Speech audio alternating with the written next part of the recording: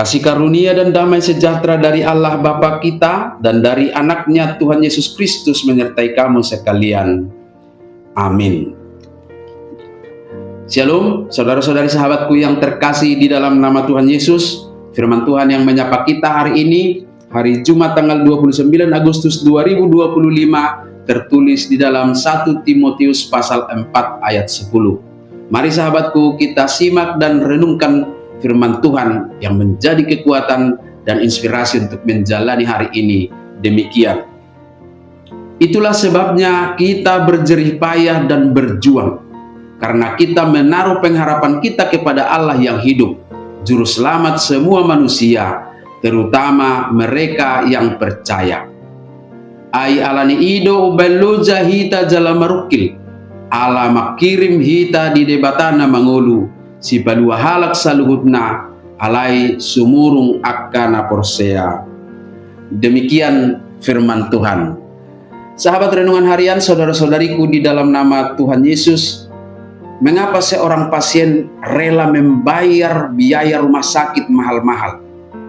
Tentu karena dia mempunyai pengharapan akan sembuh dari penyakitnya. Mengapa seorang nelayan rela mengarungi lautan luas dan berhadapan dengan ombak besar malam hari?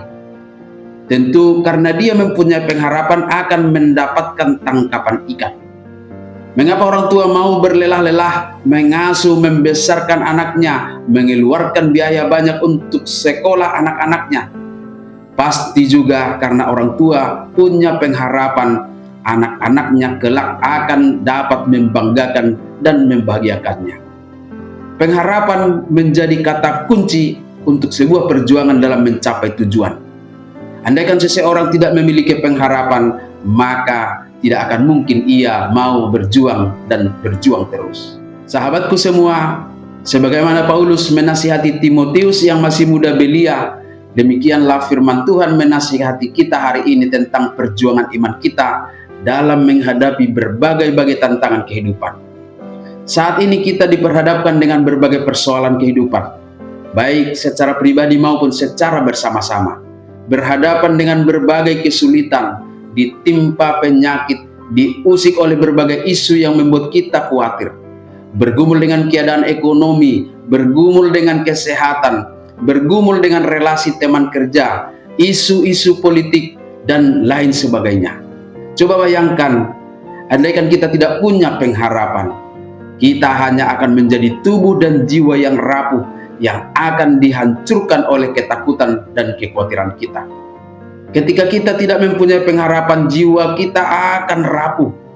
Itulah sebabnya Chrysostomus, seorang filosof dan bapak gereja abad keempat, mengatakan, yang membinasakan kita bukanlah dosa, melainkan putus asa.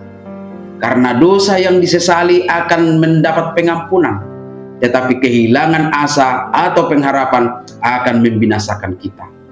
Pengharapan itu sendiri memang tidak selalu langgeng, tidak selalu mulus, tidak selalu menyenangkan. Maka harga yang harus dibayar untuk sebuah pengharapan adalah berjerih payah dan berjuang.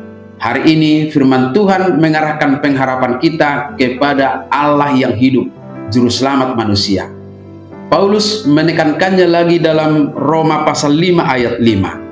Dan pengharapan tidak mengecewakan, karena kasih Allah telah dicurahkan di dalam hati kita oleh Roh Kudus yang telah dikaruniakannya kepada kita.